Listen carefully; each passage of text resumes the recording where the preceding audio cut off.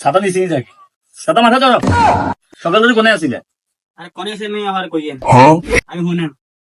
কোন মেয়েটো আনে টেনলে আইছে এতে বাদ ধরে লই আইছে এতে মাইয়া বিয়ে তারপরে 1 লাখ টাকা লাগবে আমার না কইছে আরে 10,000 1,000 করে সুদ আমি কোথায় বাড়ি এটা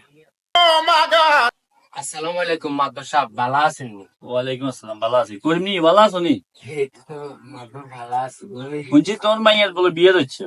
টিয়া লাগবে কেন টিয়া দিবে অসুবিধা নাই কিন্তু আত্ম টিয়া দিতে কিছু শর্ত আছে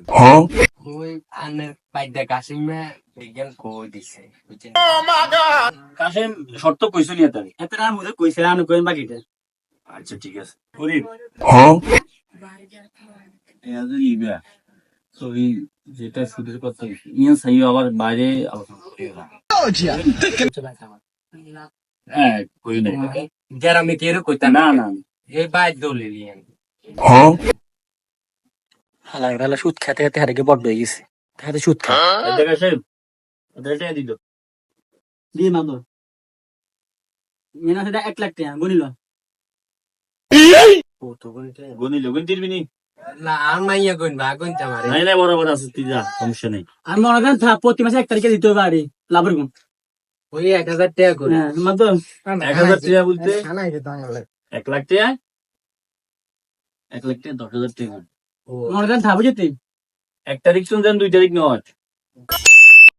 ভাই দেখা সাহেব করিমে যে 1 লাখ টাকা নিছিল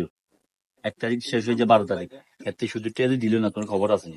আচ্ছা আচ্ছা মাদো আর তো খেয়াল নাই ইয়ে খেয়াল থাকতো এত দলিল আছে নাঙ্গা আছে দলিল তো আছে বললাম বাই যেত গট সব ভাঙিলাম আজ ভাই দেখা সাহেব কোলাইন বেগুনের খবর দে হেতার করা যে দখল করুক এ ভাই দেখা সাহেব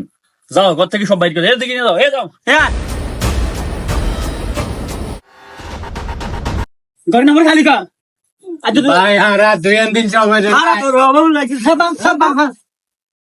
এ সব ভালো বারে ভাই ভাগি ছেড়ে